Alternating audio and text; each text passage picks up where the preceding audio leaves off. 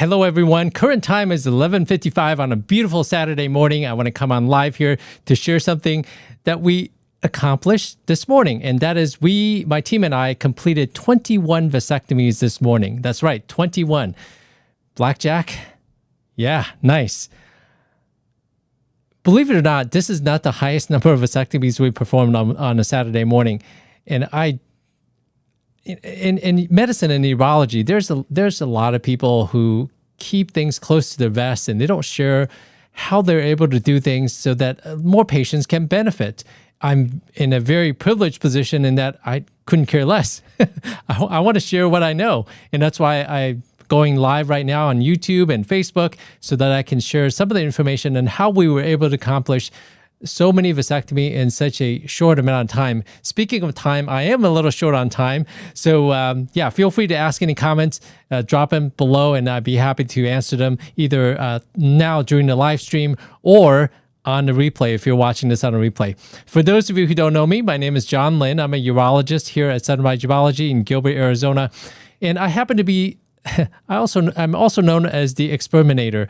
Last year alone, I performed 1,200 vasectomies, and the fact that I performed 21 vasectomies on a Saturday morning, that's how I got there. So how was I able to accomplish so many procedures in one day? So I'm going to go through a few things which led us here today. So number one, you have to have a really good product. Obviously, if you don't do a good job, you're not going to have people coming back to seek your services. And when it comes to vasectomies, it just comes down to experience. You have to do a lot of them, and you have to be willing to learn about how to do it better. So every step of the way, we don't worry. My staff and I, my team and I, we don't worry about the minute steps anymore. We're down to the point where we worry about how far I have to reach to put an instrument down, how many times I have to take my eyes off the field as I'm doing the procedure. So we're down to the real minutia. And those of you who are in manufacturing, you know about lean processes, Six Sigma, Kaizen.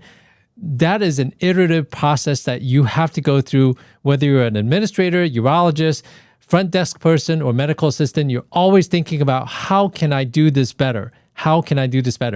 Once you've crafted that, once you become an expert in performing certain procedures, then you start thinking about, okay, well, how do I do this even better, right? The overall process, not just the procedure, the overall process. And I'm going to go into the overall process of being able to accomplish 21 vasectomies on a Saturday morning.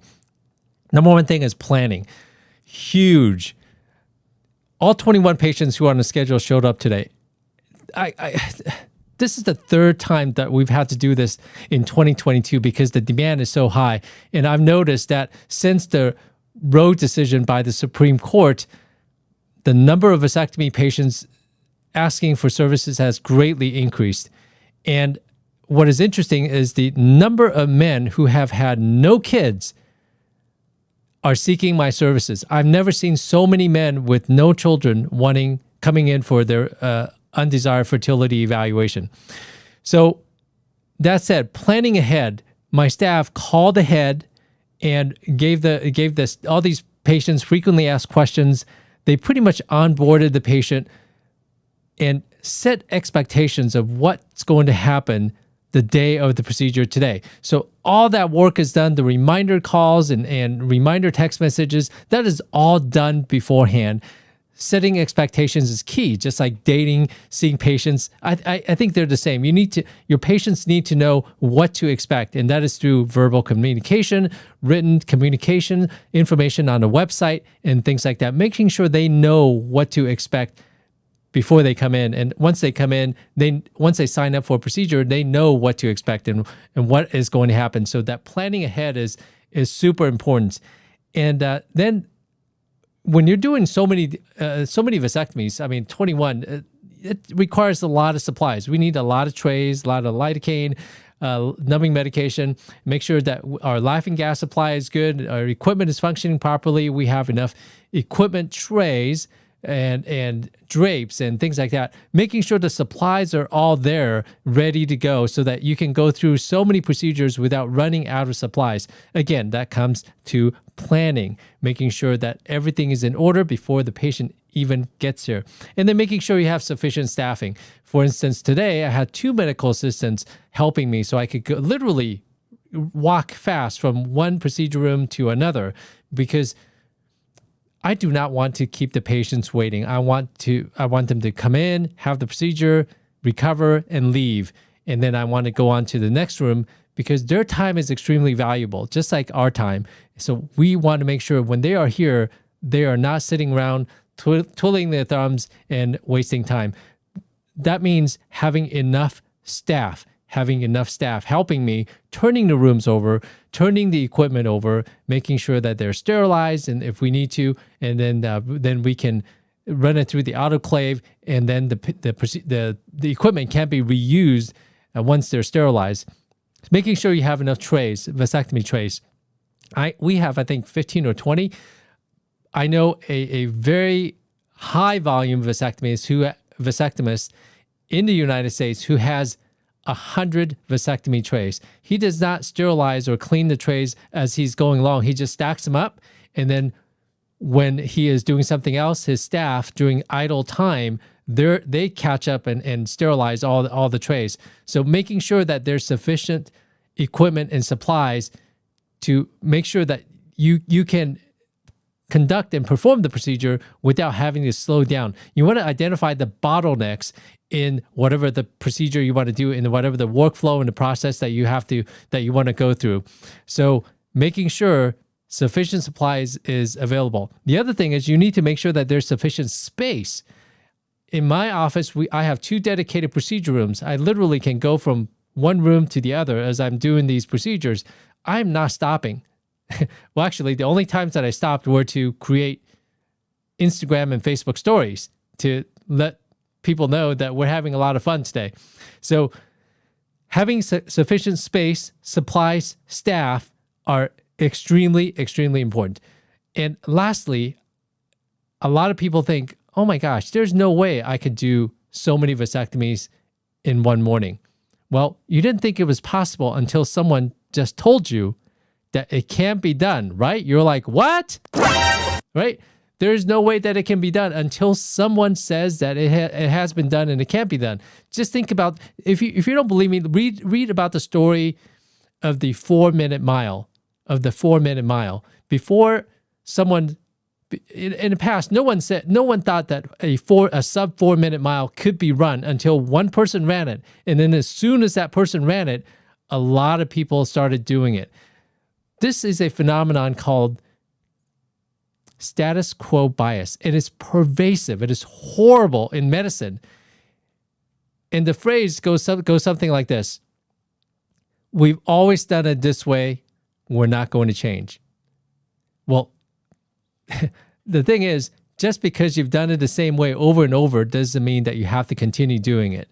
And that status quo bias is pervasive in medicine. That's why the changes are so slow in medicine, because we're so stuck in the way that we've always done it, and we're reluctant to change. And I totally get it, because in my practice, I have had numerous urologists from all across the country, including England, come to visit me to see how I run my practice. And they can glean all this information. And I keep saying this, I can lead the horse to water, but it is so infrequent that someone actually drinks from the water, who takes that information that they learned, goes home, go back to their practices, and actually implements it. That is rare. And the few who have, they are just kicking butt like you would not believe. I mean, they're thriving. They're not the ones who are struggling. They're literally thriving. All right. So one last thing. When it comes to medicine, is just, the moral injury for a lot of us is the amount of documentation that we have to do. And when I perform so many vasectomies, I'm literally going from room to room.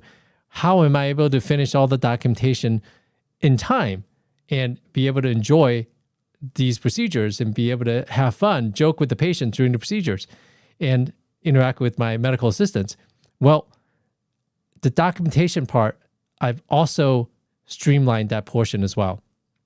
I employ extensively a product called Dragon by Nuance, and it's a voice recognition type of a setup, meaning whatever I say is translated and transcribed automatically into the electronic health records.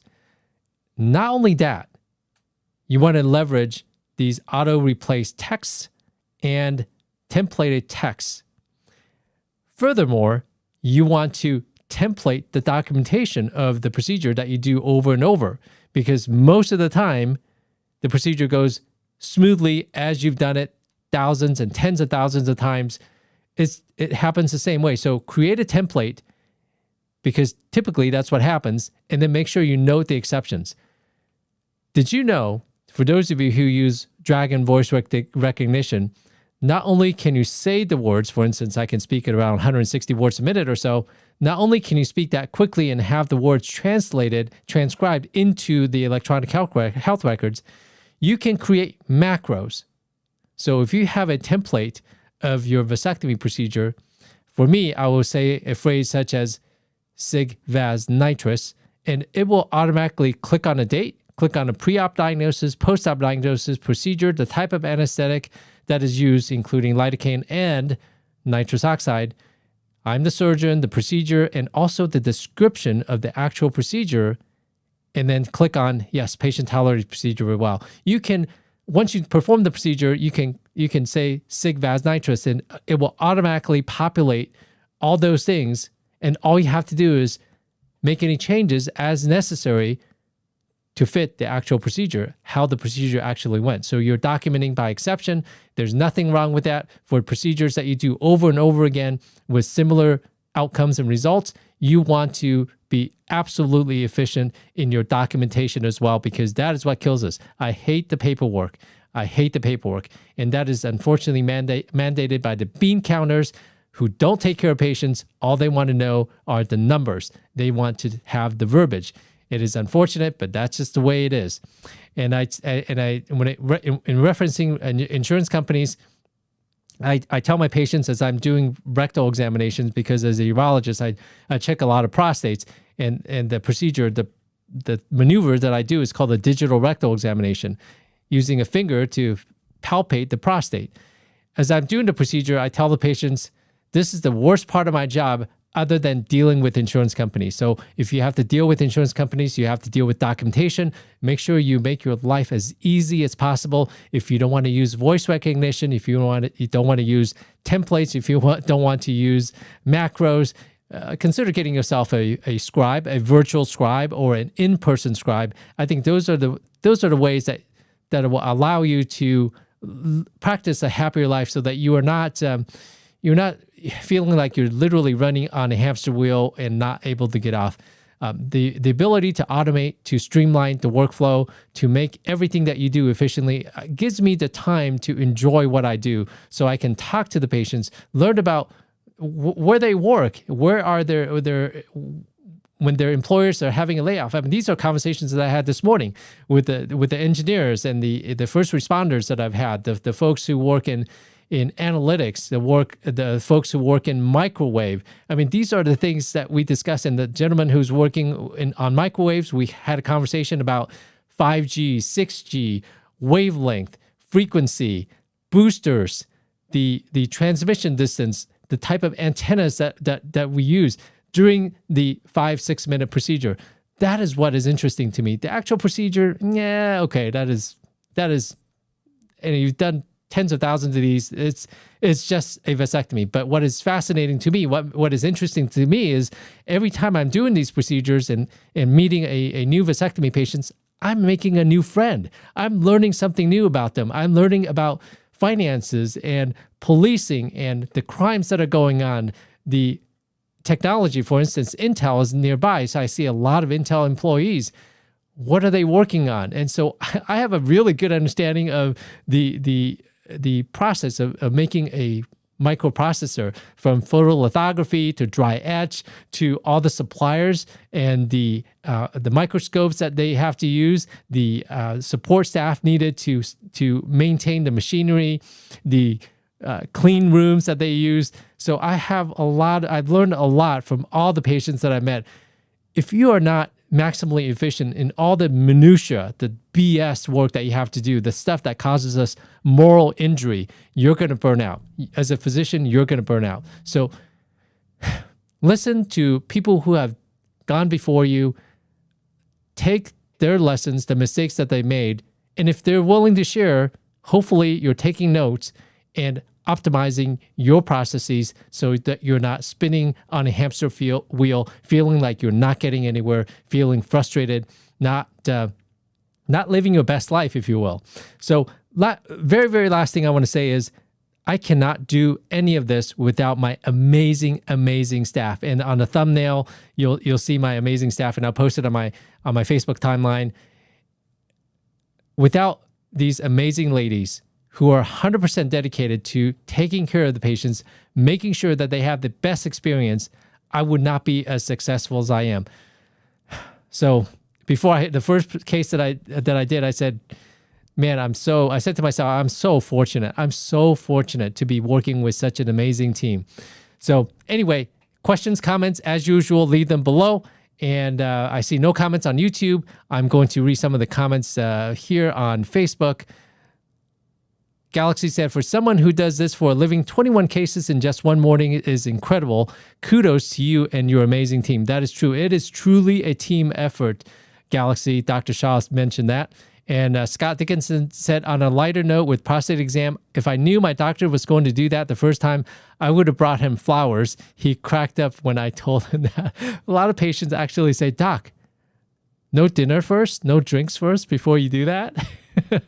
And so for a lot of physicians, the patients will feel comfortable if you, the physician, think that the digital rectal exam is just part of the exam. It is truly just a part of the exam for the urologist, and it's something that we do all day long. But again, I tell patients it is the worst part of my job, other than dealing with the insurance companies, the administrative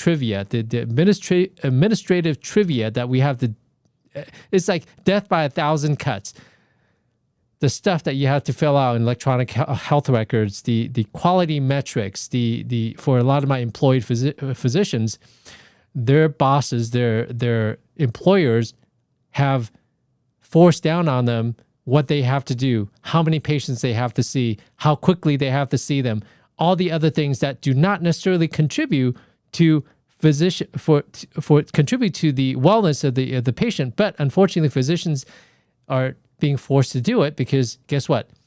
The golden rule applies here. He who holds the gold makes the rules. And who holds the gold in an employer-employee relationship? That's right. The hospitals, the health systems, they are the ones who hold the gold, and they are the ones who are going to tell you what to do. And that's why I'm such an advocate for private practice physicians and urologists. I want you all to thrive for, number one, your wellness, and number two, my wellness. Here's a little selfish thing that I want, because I want you all to survive and continue to work in private practice, because I am convinced that is the best way for patients and for healthcare to be delivered by physicians, not these large integrated delivery systems. You become a number. Literally, the patients become a number. The personalized care is often lost in those types of environments. So as I am getting older, I have already become a patient. I will become more of a patient, and I can't have all of my working physicians and the young physicians burning out. And that's why I'm committed to helping the people who are just starting out, helping the existing practices to continue to survive and, more importantly, thrive. I want you to thrive, because one day I will need your services. And that's a selfish reason for me to make sure that you continue to do amazing in your practices. All right, seeing no further comments. Let's see, Scott, you get used to it and it is needed. Thank you so much. That's correct. Digital rectal examinations. Okay, as usual, thank you so much for the privilege of your time. Please take care of yourself and Take care of each other. Bye bye.